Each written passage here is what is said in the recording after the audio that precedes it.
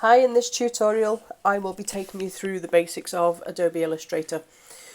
Once you've got Adobe Illustrator open, if you click on New, at the top there it will ask you for the name of a file, so you can I'll call it test. And then you have your profile, so you're basically choosing how your graphic will be output. Will it be printed? Oh, cure blimey. Will it be printed? Is it the graphic being created for the web? Is it being created for devices such as smartphones, tablets? Will it go into video and film, etc., etc.? So I'm just going to select web. Number of artboards, I will show you in a minute how artboards work. So I don't throw you or anything. You can choose the size of your artboard, basically your page. Okay, it defaults it there for your web, 950, 560. You can choose bigger, okay, but I'm just going to stick to that for now. You can change it to centimetres, millimetres, inches, and so on. I'd stick to pixels if I were you. There is a reason for it. I'm not going into it now because this is just a basic tutorial. So just stick to pixels. And then here you've got your orientation. So at the moment it's on landscape. You can change it to portrait. I'm going to stick to landscape for now. Click OK. Right, there we have our artboard. Depending on what you're using, if it's a PC or a Mac, you can do Control and minus to zoom out, or Command and minus on the Mac.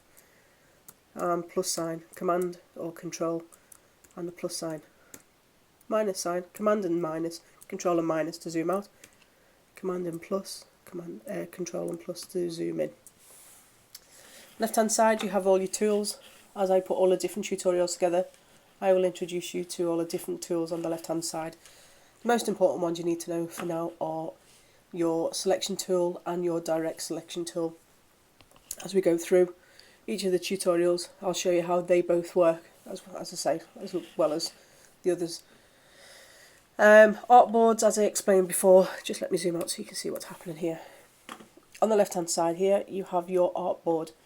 This here will be your main graphic, and what you can do with the artboard is you can use it just to put ideas in. I just opened one of my recent ones. Where are we? Is it that one where I've used artboards? So that's my main graphic there. So I've got a hockey stick, a hockey ball, hockey top, and a drinks bottle. So what I could have done is I could have created an artboard and put all these different images in. At the bottom here I've got all the different fonts, so all the different words. So you've got different colour text, so they've got black and then a red, and then there you can see I've actually changed it. In order to get these from here onto the artboard, you can copy and paste, but in Adobe Illustrator I really wouldn't advise it. All you need to do is hold Alt down and just drag, okay, and that copies and pastes. So don't mess about with Control and C and Control and V or edit, copy and paste, that kind of thing. Just use your Alt key. Okay, so that's how your artboards work. If you look at this poster, that there is if you click on it, it actually tells you which artboard it is. So if I click on the artboards there, you can see it's artboard 1. So this is my main one. Artboard 2, I've just put the text on. 3, I've got the image of Spider-Man. 4, I've got the spider. 5, I've got the Batman symbol. And 6, I've got Batman. And basically, these are all the elements that I've used to go into the poster. So you can see there, I've actually used this Spider-Man.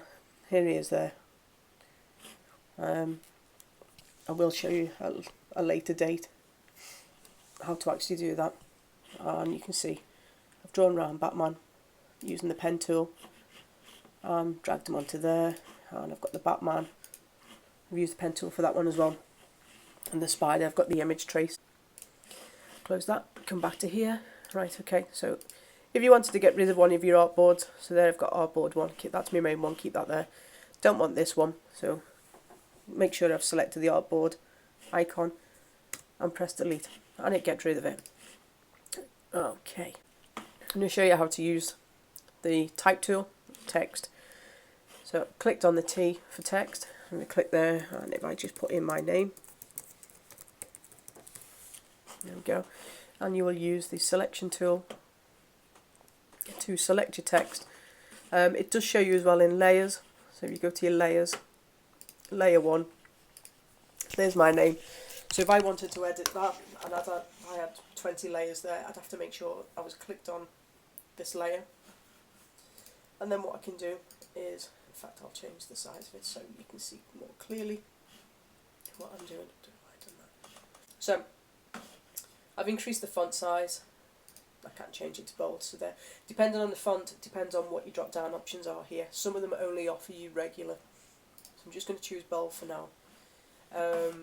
At the top here, you can change your colour of your font, and then you've got your stroke, which is basically the line that goes around your text. So you can see there, I've got red fill and a black stroke. I can increase the width of the stroke. Can we just zoom in so it's a bit clearer? Okay, and I can take it down, and you can actually go down to 0.1. So you just type in, go to 3, see it a bit better there. Okay, and then you can bring it down. And here you'll see the colours are here as well. This one gives you all of your swatches. You can add 2 swatches, but I will show you that another time. I'm showing you everything later, but let's go through the basics first. So that just gives you the swatches. This one here, if I double click, it will let me choose a different colour. You just click, slide up and down, and I can choose a colour here. Click OK, and it'll change the colour. Click on the stroke, double click on it. Let's see, give me a contrasted colour. In fact, red. Goes red. Okay, so there's my fill, there's my stroke. If I wanted to swap them around, you've got your double arrow, and what it does is it just swaps. Oh hello, why isn't that working? There you go, now it is. It didn't have the layer selected, so it wouldn't do anything. So if I click off, see that? Swapping there, but it's not doing anything here. So you need to make sure you have it highlighted, and you can flick through and swap. Okay, you have got your swatches as well. You can add to these. As I say, choose your own colour. And basically, all it is there, new swatch. So that's a colour. I can choose a colour from there. Ignore me. Choose a colour from there. Yep, like that colour, maybe a bit darker. And you can play about with your RGB at the top. Make it a bit greener, and then you can add it, and it will save it to here. Okay, you can, rather than just having the RGB, you can actually change it to whatever you want. So, white, mint. Okay, so it's like a mint green colour. So if I click, you can create a new library. I'm going to click OK, and you can see it's now saved here. Oh, hello, where's it gone?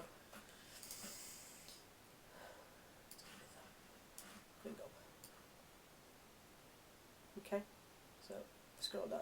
Where we go? Where's it gone? There we go. There it is, and it's in your swatches. And then at the top, you have your different effects. So you've got your 3D. You can extrude. You can bevel. It takes a while to load up. Let me get rid of that. Right, I'd always select preview so you can see exactly what's happening with the image. And you can change the 3D, the angle of it. Or what you can do is you can click on the cube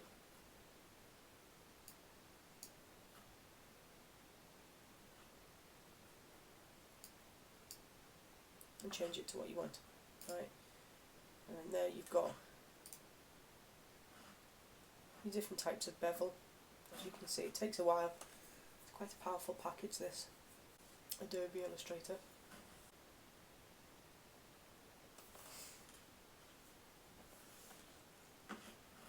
Okay, so that's what the jaggy does. You can change it to none. There you go. And then you've got your complex.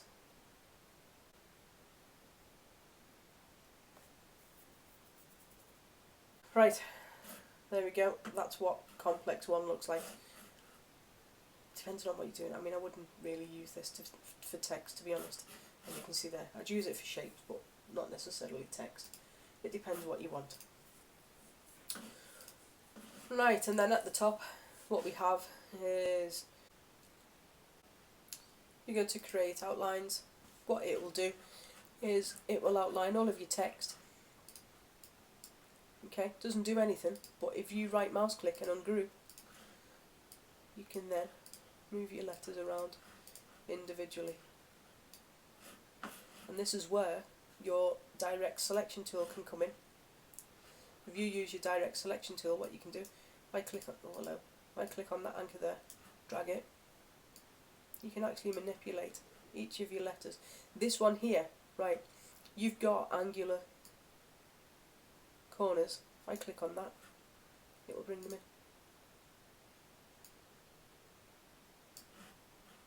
Okay, so click on that one, you can bring that up, take that one out, and that one out, and you can see the pink lines. That basically tells me where it's in line with the intersections. So you can use that as well, and then I can bring that up there.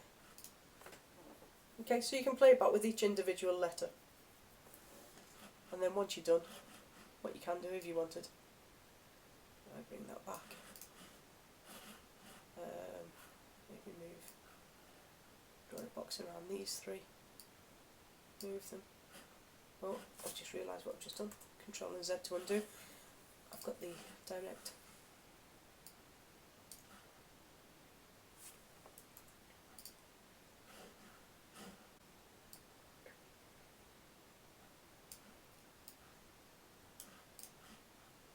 So you can play about. Bring more back closer. Okay, just play with it. Looks rubbish there, but I'm sure the more you play with it. Okay, so just sit and play. Use the direct one. Right, this one here. Right, let me zoom in on this one so you can see what's going on. Right, you will see here you have handles. Okay, you've got the squares are your anchors, the circles, they are your handles. If you click on the handle, you'll see what it does is it actually changes the shape. Okay, these are your Bezier curves. If you click on any of the anchors, you click on an anchor, and it comes up with a handle.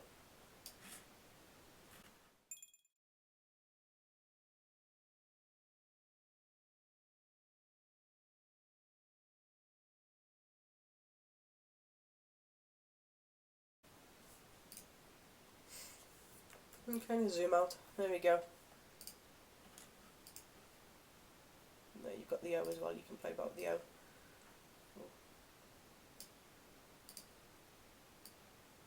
Change the L.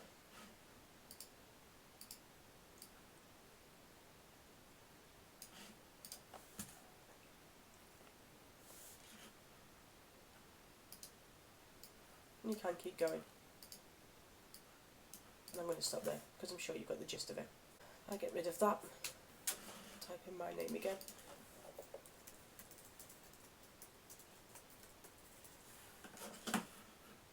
Right, make sure to select your layer again, don't forget. You have to click on your selection tool, click on it, or you can go up here and choose it from your layers. Right, I've got Myriad Pro selected at the moment. Right, and I don't like any of the fonts that I've already got installed. So what I can do, two ways I can do it. I can either go to add fonts from Typekit, or I can go up to type, add fonts from Typekit. Basically what that does is it takes you to the internet, to Adobe, and it will give you all the different type kits that Adobe have on offer for free.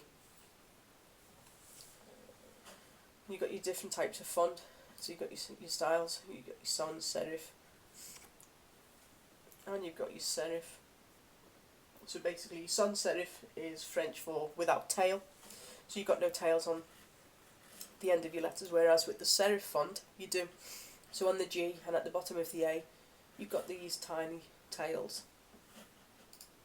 And if you just flick through each one, and you can see the different styles of text you've got, of font.